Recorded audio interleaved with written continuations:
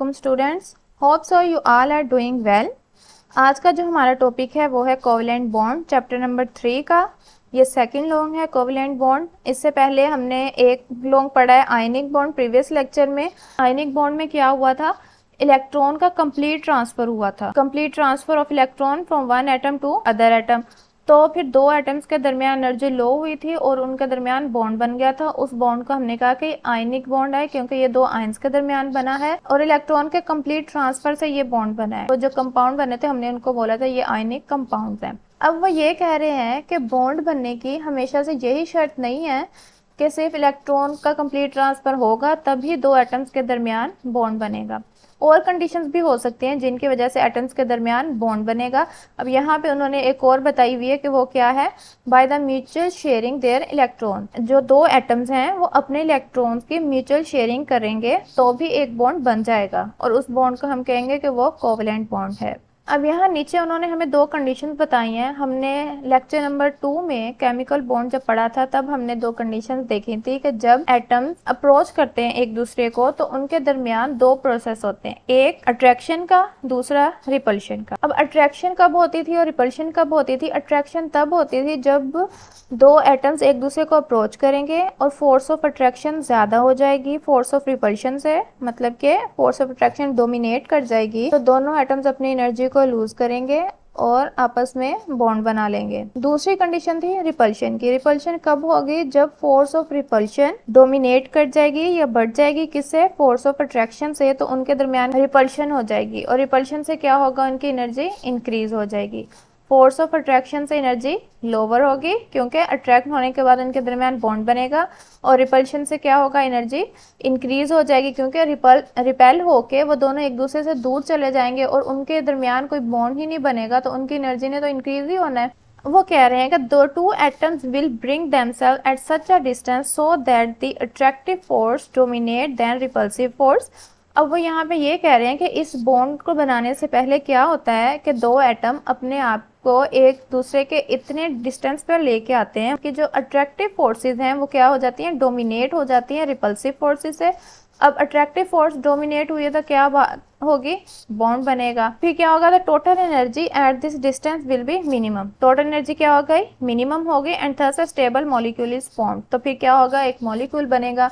Molecule मैंने आपको बताया था कब बनता है, एक हाइड्रोजन है वो बॉन्ड बनाएगा दूसरे हाइड्रोजन के साथ तो वो क्या बन जाएगा, H2 मॉलिक्यूल बन जाएगा। A covalent bond is a bond formed by the mutual sharing of electron pair provided by the bonded atom. अब कोवलेंट बॉन्ड ऐसा बॉन्ड है जो कि बनता है म्यूचुअल शेयरिंग से। वो कोवलेंट बॉन्ड कैसे बनता है, म्यूचुअल शेयरिंग ऑफ इलेक्ट्रॉन से, इलेक्ट्रॉन की म्यूचुअल शेयरिंग से बनता है। किन इलेक्ट्रॉन्स की, उन इलेक्ट्रॉन्स की जो कि प्रोवाइड किए जाते हैं बॉन्डेड एटम्स के जरिए। बॉन्डेड एटम्स अब कौन से होंगे, वो दो एटम्स जिनके दरमियान बॉन्ड बनेगा उनको हम कहेंगे कि ये बॉन्डेड एटम्स हैं, ठीक है। और ये बॉन्डेड एटम्स के वैलेंस शेल में जो इलेक्ट्रॉन्स होंगे उनकी आपस में क्या हो जाएगी, म्यूचुअल शेयरिंग हो जाएगी। इसकी मैं आपको रिप्रेजेंटेशन समझाती हूँ। लेट्स सपोज हमारे पास एक एटम है ए, दूसरा एटम है हमारे पास बी। ए एटम के पास जो इलेक्ट्रॉन है ये मैंने वैलेंस शेल ड्रा किया हुए हैं, ठीक है। ए एटम के पास जो इलेक्ट्रॉन है उसको मैं शो कर रही हूँ क्रॉस के साथ और बी एटम के पास जो इलेक्ट्रॉन है उसको मैं शो कर रही हूँ डॉट के साथ। ये ए है, ये इसका इलेक्ट्रॉन है, ये बी है, ये इसका इलेक्ट्रॉन है। अब ये क्या होगा, अब ये दोनों आपस में इतने डिस्टेंस पे रहेंगे कि इनके दरमियान जो फोर्स ऑफ अट्रैक्शन है वो इंक्रीज कर जाए। फोर्स ऑफ अट्रैक्शन इंक्रीज होगी तो क्या होगा, इनकी एनर्जी लो हो जाएगी जिसकी वजह से ये आपस में एक दूसरे से अट्रैक्ट करने पर मजबूर हो जाएंगे। बॉन्ड तो इन्होंने बनाना ही बनाना है फिर जब इनकी एनर्जी लो होगी। अब ये बॉन्ड कैसे बनाएंगे, अब ये हमारे पास ए था, ये हमारे पास ए का सर्कल है ना, तो इसका हम एक्स जो कि इसका इलेक्ट्रॉन था उसको हम वहीं लगा देते हैं। दूसरा हमारे पास बी है और ये जो है ये बी का सर्कल है, इस बी के सर्कल में इसका जो डॉट इलेक्ट्रॉन है इसको हमने इधर ही लगा रहे। इतनी बात आपको समझ आ गई। अब आप ये देखें, जब हम ए का देखेंगे सर्कल, ये पूरा हमारे पास ए का सर्कल है, इसके अंदर कितने इलेक्ट्रॉन हैं, एक और दो। इस सर्कल के अंदर तो दो इलेक्ट्रॉन हो गए ना, एक ये क्रॉस वाला और एक ये डॉट वाला, तो इसके टोटली कितने इलेक्ट्रॉन्स हो गए, 2। अब हम बी को देखते हैं, ये बी का सर्कल है, बी का एक डॉट है एक क्रॉस है, बी के कितने इलेक्ट्रॉन्स हो गए, बी के भी 2 इलेक्ट्रॉन्स हो गए। अब आप देखें, अब जब इन्होंने शेयरिंग की, इसने अपना इलेक्ट्रॉन इसके साथ शेयर किया, इसने अपना इलेक्ट्रॉन इसके साथ शेयर किया, और दोनों के क्या हो गए, आपस में बॉन्ड बन गया आपस में दोनों का, और दोनों के पास दो दो इलेक्ट्रॉन्स पूरे हो गए। ये अब हमारे जब बॉन्ड बनता है, ये उसकी रिप्रेजेंटेशन है। हमारे पास एक ए एटम है, उसका इलेक्ट्रॉन हमने एक्स के साथ रिप्रेजेंट किया। दूसरा हमारे पास बी एटम था, उसका इलेक्ट्रॉन हमने डॉट के साथ रिप्रेजेंट किया। फिर ये दोनों आपस में एक दूसरे के करीब आए, अट्रैक्शन हुई, फोर्स ऑफ अट्रैक्शन बढ़ गई, एक्स और डॉट आपस में एक दूसरे के करीब है। उसके बाद ये क्या होगा, ये जो है ये हमारा क्या बन जाएगा, ये हमारा पेयर है, इलेक्ट्रॉन का पेयर है ना, एक इलेक्ट्रॉन इसका है और एक इलेक्ट्रॉन इसका है। इलेक्ट्रॉन का क्या हो गया, ये पेयर हो गया। इस पेयर का क्या होगा, ये बॉन्ड बन जाएगा। इस इलेक्ट्रॉन का क्या होगा, इलेक्ट्रॉन पेयर का क्या होगा, यहाँ पे हमारे पास बॉन्ड बन जाएगा। बॉन्ड हमेशा दो एटम्स के दरमियान बन रहा है, इनको हम कहेंगे ये बॉन्डेड एटम्स हैं, क्योंकि इनके दरमियान बॉन्ड बनना है, और ये इनके इलेक्ट्रॉन है। जो कि इलेक्ट्रॉन पेयर की बात हुई, ये वो इलेक्ट्रॉन पेयर, और उनके दरमियान ये जो कोवेलेंट बॉन्ड बन गया। इसके बाद कोवेलेंट बॉन्ड की 3 टाइप्स भी हैं, सिंगल, डबल और triple covalent bond. Single covalent bond कैसे बनता है, single covalent bond is a bond formed by the mutual sharing of an electron by each atom. हर एटम की तरफ से कितने इलेक्ट्रॉन शेयर हुए हैं, 1। सबसे पहले आपके पास कॉमन सी एग्जांपल है हाइड्रोजन की।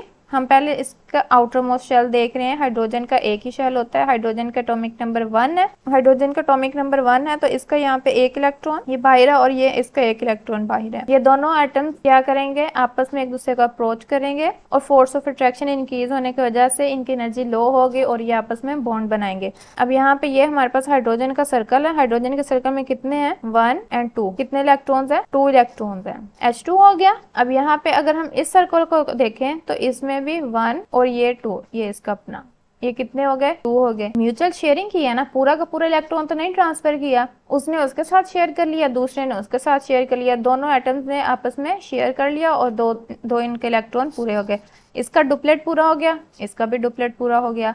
अब इसको डॉट क्रॉस से कैसे शो किया हुआ है, ये हाइड्रोजन है, ये एक इसका क्रॉस, ये हाइड्रोजन है, ये इसका डॉट।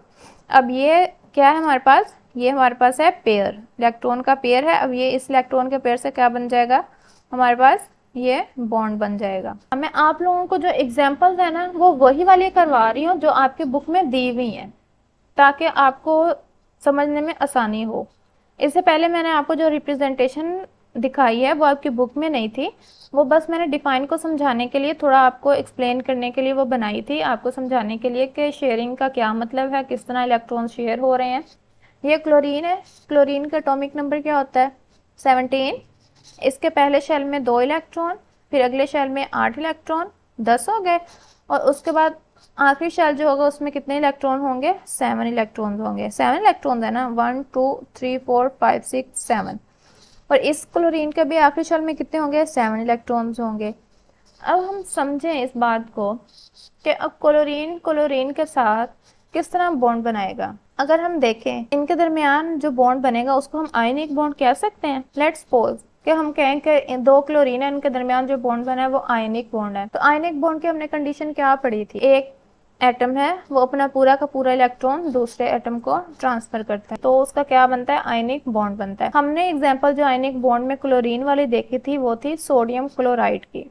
सोडियम के पास एक इलेक्ट्रॉन था जो कि उसने पूरा को क्लोरीन को दे दिया था। अब यहाँ पे हमारे पास 2 क्लोरीन है, अगर हम इनके दरमियान आयनिक बॉन्ड बनाना चाहें तो भी नहीं बनेंगे। कैसे, एक क्लोरीन के पास 7 इलेक्ट्रॉन है, दूसरे के पास भी 7 है। तो ये वाली क्लोरीन इस क्लोरीन को अगर अपने इलेक्ट्रॉन देने की ट्राई करे तो ये पूरे के पूरे इलेक्ट्रॉन अपने दे सकती है, बिल्कुल नहीं दे सकती। क्यों, इसके पास है 7 इलेक्ट्रॉन, ये इसको 7 ही देगी ना। अब इस क्लोरीन के पास तो कैपेसिटी नहीं है, इसके पास तो पहले से 7 इलेक्ट्रॉन है, इसको तो एक चाहिए। अब ये 7 के 7 तो एक्सेप्ट नहीं कर सकती। अब यही कंडीशन जो है वो इस क्लोरीन के साथ है। अगर ये वाली क्लोरीन सारे के सारे इसको इलेक्ट्रॉन देना चाहे तो वो नहीं दे सकती, क्योंकि इसकी भी कैपेसिटी फुल है, 7 तो है इसके पास पहले ही, इसको एक चाहिए अपना ऑक्टेट पूरा करने के लिए। तो ये इनके दरमियान आयनिक बॉन्ड नहीं बन सकता। क्लोरीन आयनिक बॉन्ड बना लेगी सोडियम के साथ, लेकिन जब क्लोरीन क्लोरीन के साथ बॉन्ड बनाएगी वो होगा कोवेलेंट बॉन्ड। अब क्या होगा, एक क्लोरीन में 7 इलेक्ट्रॉन है, दूसरे में 7 इलेक्ट्रॉन है, ये दोनों आपस में यहाँ पे क्या कर रहे हैं, म्यूचुअल शेयरिंग कर रहे हैं। जो दोनों का जो सिंगल इलेक्ट्रॉन था वो उसके साथ उन्होंने अपनी शेयरिंग की है। अब अगर हम इस क्लोरीन का आउटर मोस्ट शेल देखें, इसमें कितने इलेक्ट्रॉन्स आ रहे हैं, 1 2 3 4 5 6 7 और 8, ये शेयर हो रहे हैं ना, ये पेयर पूरा शेयर हो रहा है। अगर हम इस क्लोरीन को देखें 1 2 3 4 5 6 7 8, इसके भी पूरे हैं। डॉट एंड क्रॉस मेथड इनका देखें जिससे बॉन्ड बनता है, ये इन दोनों का यहाँ पे क्या आ गया है, ये इनका बन गया पेयर, जिस पेयर का बॉन्ड बनना है, ये लें, ये इस पेयर का बॉन्ड बन गया। उसके बाद है double covalent bond. Double covalent bond कैसे बनता है? Double covalent bond is the bond formed by the mutual sharing of 2 electrons, 2 electrons के शेयर होने से फ्रॉम ईच एटम, हर एटम से। हर एटम कितने इलेक्ट्रॉन शेयर करेगा? 2 इलेक्ट्रॉन शेयर करेगा। 2 एक एटम की तरफ से होंगे, 2 दूसरे एटम की तरफ से होंगे। तो कितने पेयर हमारे पास बनेंगे? सपोज ये एक एटम है, ये इसके 2 इलेक्ट्रॉन है, ये दूसरा एटम है, ये इसके भी 2 इलेक्ट्रॉन है। अब एक पेयर हमारे पास ये हो गया, ये एक बॉन्ड बन गया हमारे पास। दूसरा पेयर हमारे पास ये हो गया, ये हमारे पास दूसरा बॉन्ड बन गया। यहाँ एग्जांपल में हमारे पास है ऑक्सीजन एटम। ऑक्सीजन का एटॉमिक नंबर है 16। पहले शेल में इसके होंगे 2 इलेक्ट्रॉन, नेक्स्ट शेल में इसके होंगे 8 इलेक्ट्रॉन, 8 और 2 कितने हो गए? 10, और आखिरी शेल में कितने बचे? 6 इलेक्ट्रॉन। ये अब हम ऑक्सीजन का आउटर मोस्ट शेल देख रहे हैं, 2 4 और 6 इलेक्ट्रॉन इसके आउटर मोस्ट शेल में है और 6 इलेक्ट्रॉन ही इसके आउटर मोस्ट शेल में है। अपना ऑक्टेट कंप्लीट करने के लिए इसको 2 इलेक्ट्रॉन्स और चाहिए, 2 इलेक्ट्रॉन और आएंगे इसके पास तो इसका ऑक्टेट पूरा हो जाएगा, इसके 8 इलेक्ट्रॉन पूरे हो जाएंगे। 2 इलेक्ट्रॉन्स ये ऑक्सीजन शेयर करेगी तो ही अगला एटम भी इसके साथ 2 इलेक्ट्रॉन शेयर करेंगे ना। अब हमारे पास एक ऑक्सीजन मॉलिक्यूल है having 6 electrons in its outermost shell. दूसरा ऑक्सीजन है, उसके पास भी 6 इलेक्ट्रॉन्स है उसके आउटर मोस्ट शेल में। अब ये दोनों आपस में शेयरिंग करेंगे इलेक्ट्रॉन्स की। अब यहाँ पे हमारे पास कितने पेयर्स आ रहे हैं? 2 पेयर्स आ रहे हैं। तो इसका मतलब कितने बॉन्ड बनेंगे? 2 बॉन्ड्स बनेंगे। देखते हैं डॉट एंड क्रॉस वाले। ये ऑक्सीजन है 2 4 6 इलेक्ट्रॉन्स हो गए। अब ये दूसरे ऑक्सीजन है 2 4 6 इसके इलेक्ट्रॉन्स हो गए। अब ये वाले जो इलेक्ट्रॉन का पेयर बन रहे हैं ना, एक पेयर ऊपर और ये एक पेयर नीचे, यहाँ पे हम क्या बना देंगे? बॉन्ड्स बना देंगे। सिंगल कोवलेंट बॉन्ड जो हमारे पास होता है उसमें हम बॉन्ड को रिप्रेजेंट करते हैं सिंगल लाइन से। किससे रिप्रेजेंट करते हैं? एक सिंगल लाइन से। ये क्या है? सिंगल कोवलेंट बॉन्ड की रिप्रेजेंटेशन है। अभी हम पढ़ रहे हैं double covalent bond. Double covalent bond की रिप्रेजेंटेशन क्या होगी? Double lines, 2 lines. Triple covalent bond कैसे बनता है? Triple covalent bond is the bond formed by the mutual sharing of 3 electrons. कितने electron? 3 electrons from each atom. हर atom कितने electron transfer करेगा? 3। अब नाइट्रोजन का हमारे पास एटॉमिक नंबर है 7। अब इसको हम किस तरह फिल करेंगे? इसके फर्स्ट शेल में होंगे 2 इलेक्ट्रॉन और नेक्स्ट शेल में कितने इलेक्ट्रॉन्स होंगे? 5। अगर हम इसका आखिरी शेल देखें, आखिरी शेल में कितने इलेक्ट्रॉन्स हैं? 5 इलेक्ट्रॉन्स है। अब इसको अपना ऑक्टेट कंप्लीट करने के लिए कितने रिक्वायर्ड है? 3 रिक्वायर्ड है। अब ये क्या करेगा कि अपने 3 इलेक्ट्रॉन्स दूसरे एटम के साथ शेयर करेगा ताकि वो भी इसके साथ 3 इलेक्ट्रॉन शेयर करे और इसका ऑक्टेट पूरा हो जाए, इसके 8 इलेक्ट्रॉन्स पूरे हो जाए। ये हमारे पास नाइट्रोजन का आउटर मोस्ट शेल है। आउटर मोस्ट शेल में कितने इलेक्ट्रॉन्स थे? 5, 1 2 3 4 5। ये भी नाइट्रोजन है, इसके 2 ये हैं और 3 इलेक्ट्रॉन्स ये हैं। अब इन्होंने क्या करना है? अपने 3 इलेक्ट्रॉन शेयर करने हैं। तो ये जो 2 हैं ये रहेंगे अपनी साइड्स पे। अब यहाँ पे हमारे पास बन जाएंगे पेयर 1, ये हमारे पास बन गया सेकंड पेयर और ये हमारे पास बन गया थर्ड पेयर। इस नाइट्रोजन के सर्कल को देखें, ये हमारे पास नाइट्रोजन का सर्कल है। इसके अंदर कितने इलेक्ट्रॉन्स है? 1 2 3 4 5 6 7 8। कितने इलेक्ट्रॉन्स हैं? 8। इसका ऑक्टेट पूरा हो गया। इस नाइट्रोजन का हमारे पास ये सर्कल बन रहा है। अब इसमें हमने देखना है कितने इलेक्ट्रॉन्स शेयर कर रहा है। कितने इलेक्ट्रॉन शेयर कर रहा है? 3। कितने इलेक्ट्रॉन्स हो गए? 1 2 3 4 5 6 7 8। इसमें एक मिस्टेक है, वो ये कि इसमें जो 2 इलेक्ट्रॉन्स हैं वो एक्स्ट्रा शो किए गए हैं, हालांकि इन इलेक्ट्रॉन्स की जरूरत नहीं थी। जब हम डायग्राम बनाएंगे तो ये डॉट्स जो है ये हमने नहीं बनाने हैं। इसके डॉट एंड क्रॉस देखते हैं। 2 इलेक्ट्रॉन्स ये हैं, 3 ये हैं, इसके भी 2 ऊपर हैं, 3 साइड पे हैं, क्योंकि इलेक्ट्रॉन्स ने इन 3 इलेक्ट्रॉन्स के साथ शेयरिंग करनी है। अब जितने पेयर बन रहे थे 1 2 3 पेयर बन रहे थे, तो यहाँ पे 3 लाइन्स हमने शो कर दी। ट्रिपल कोवलेंट बॉन्ड को हमने किससे शो करना है? 3 लाइन्स के साथ। कितनी लाइन्स के साथ शो करेंगे ट्रिपल कोवलेंट बॉन्ड को? 3 लाइन्स के साथ हम शो करेंगे। हाइड्रोजन की ये भी हम पढ़ चुके हैं, दूसरी क्लोरीन की ये भी हम पढ़ चुके हैं, थर्ड है ऑक्सीजन O2 की ये भी पढ़ ली, और नाइट्रोजन की थर्ड ये भी हमने पढ़ ली है। फिर इसके बाद जो उन्होंने कोवलेंट कंपाउंड के फॉर्मेशन वाला टॉपिक दिया हुआ है कि कंपाउंड किस तरह बन रहे हैं कोवलेंट बॉन्ड के थ्रू, हम उनको पढ़ेंगे, एग्जाम्पल को अच्छे से देखेंगे कि किस तरह उन्होंने इलेक्ट्रॉन्स को शेयर किया। इस लेक्चर में इतना ही था। अब हम नेक्स्ट टॉपिक जो है वो नेक्स्ट लेक्चर में पढ़ेंगे। तब तक के लिए अल्लाह हाफिज।